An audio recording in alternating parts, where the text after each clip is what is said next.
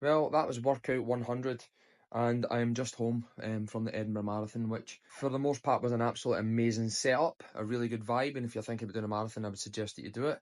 But in terms of how it went, fucking embarrassing. I feel fucking devastated, really upset. Just in general, pure fucking bollocks. I don't normally really swear on these things, or at least I try not to, but I can't put any words how bad I feel now. I was absolutely flying. I think I did my third fastest half marathon time by the time I actually saw a couple of friends that were there to support me. Didn't know they were coming, and that was an amazing thing to see. That was at mile 15, 16, and I was still going strong.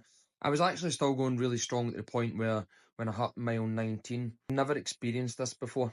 Everything in my lower body shut down and went into cramp, and I mean everything. I couldn't straighten my leg, I couldn't flex my leg, and I really don't know what happened. It happened at a water station. I think a guy bumped me, and I kind of went to get it, and I had no twinges, I had no nothing wrong, and everything, and I mean at once, for the side to the back to the bottom, everything seized up. It happened at the hydration station, so I sat down loads of water, and luckily enough, I did have some salt tablets on me, which I was scheduled to take anyway.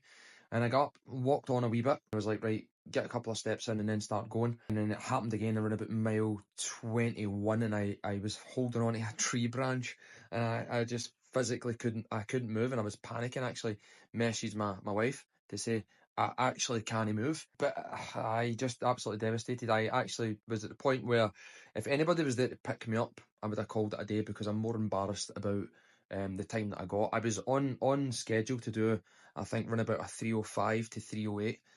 With the current pace I was doing, knowing I was going to slow down a wee bit in that anyway. But I ended up walking, that's the bit I'm disgusted with. Like, imagine walking. I know people do walk, and it's nothing against those kind of people, but training is kind of as much as I have been. And for that to happen was absolutely devastating. And that's me being honest. So I basically walked the last 6 mile, and then I don't know how I managed to do it, but I was not going to walk over the finish line.